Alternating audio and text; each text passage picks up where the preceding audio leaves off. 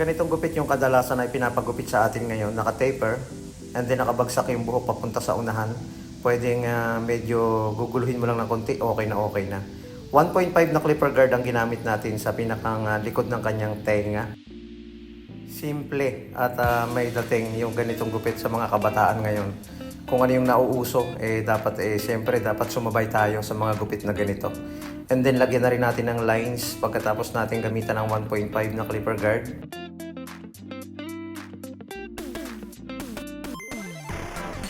And then tanggalin natin yung patilya. May mga nagsasabi ng mga followers natin o yung mga nagko-comment bakit tinanggal yung patilya. Siyempre po ang gupit niya ay taper fade. Tinatanggal talaga yung kanyang patilya. Ganito yung mga usong gupit ngayon. Yung malinis ang likod at malinis din yung lugar ng kanyang patilya.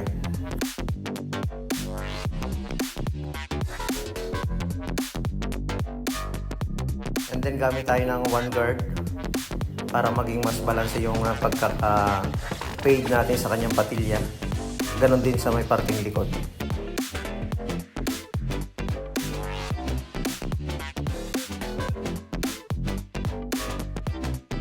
Kung gusto mo nang maayos at simpleng gupit, pwede sa iyong buhok yung ganito. Basta yung style ng iyong buhok, pwedeng pabagsak, pwedeng naka one side. And then zero close para mawala yung pinakang baseline natin. Ganon din dito sa likod.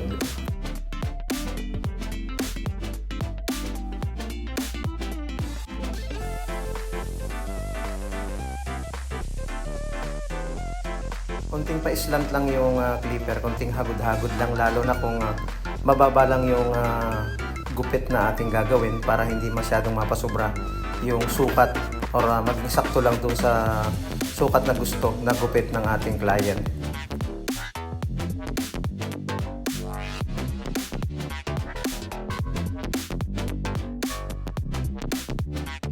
And then overcomb, tanggalin natin yung mga sumusobrang buhok dito sa may gilid ng kanyang tenga, ganon din sa parting likod nito.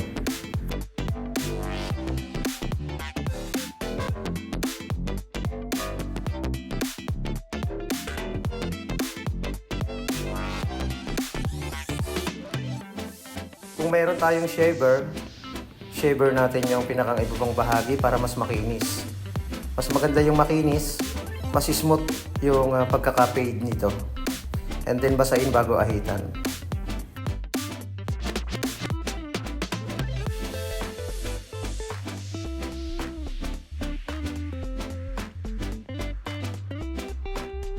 Kapag nag-aahit, magiging maingat tayo diyan. Dahan-dahan lang para maiwasan nating makasugat at ang importante laging bago yung ating blade.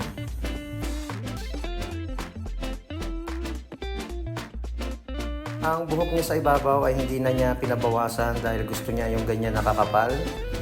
Yung nilagay lang natin ng konting pomade, okay na okay na.